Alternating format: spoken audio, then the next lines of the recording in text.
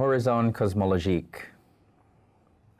We are held in orbit, pasted in this collage of universe, a scrapbook of stars and planets, by a kind of giant, or maybe something more like a robot, from the Transformers or Voltron cartoons I watched as a child. Maybe we're part of that giant, a patch above its left knee, or closer to the thigh, its arms and legs a band of stars, a membrane of magnetars, neutrinos, wads of dark matter qui existent partout, within and beyond the edge of the cosmos, et il est seul. Sometimes in the throne of night, if you listen intently, you can hear it creaking as it takes a step. It's not your house crying out from the cold. There is no white squall wind qui traverse les branches, les feuilles webbing your window.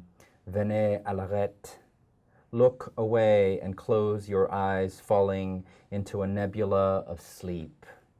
Cette énergie twists and bends beyond the platinum sky. Thank you.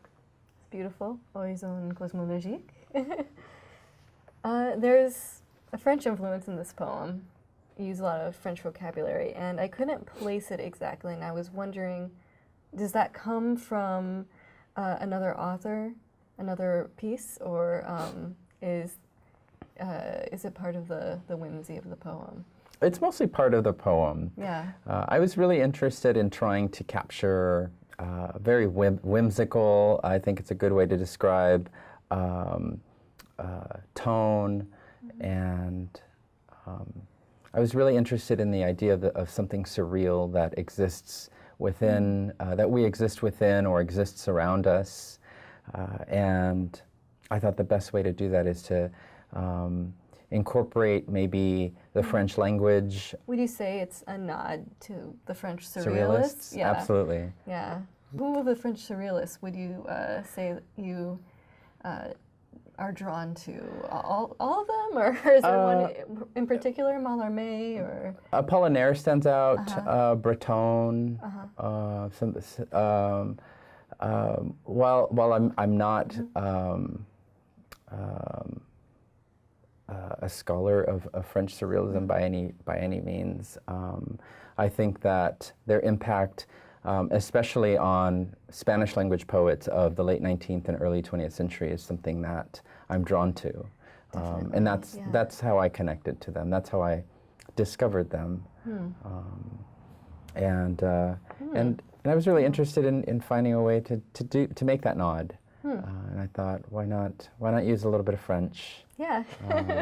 Who would you say did you say the Spanish poets?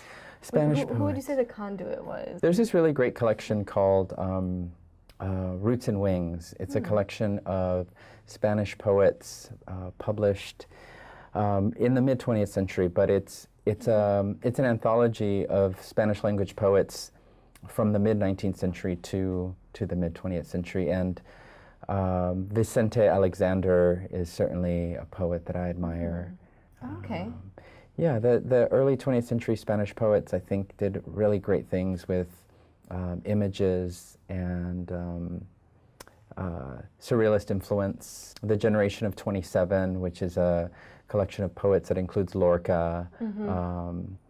Luis Cernuda is someone that I've translated before, who's also part of that group. And they all rely heavily on the use of imagery, and I think that comes from the French. So there are a lot of celestial images in this poem, and there are throughout the collection. There are some other poems, Deserting Dallas, Leaving for College, Clouds, that have a lot of imagery of the cosmos in them. And they seem to serve as something of a counterpoint to our everyday existence.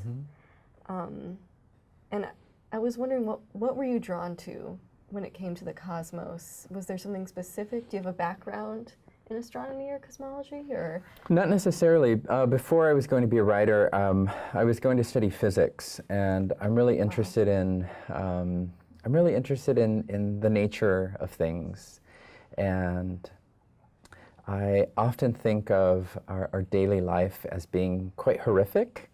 Yeah. And one way to escape the world around us is to maybe go to another world.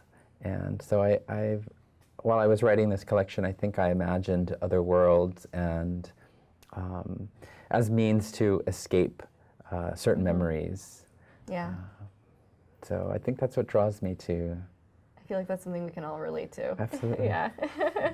It sounds like you would say the human connection to the cosmos, our connection elevates us or helps us to rise above the horror of our daily existence. Yeah, I think it's Yeah. important to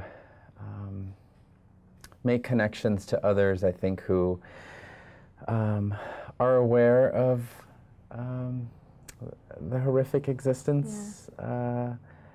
Life is horrific, but if you find the right group of people, it can be a good time. Definitely. Yeah. You just got to find those people. You do. Yeah, and I hope the poems are able to do that. I hope they illuminate a certain sense of connection not only to other people but to the world itself.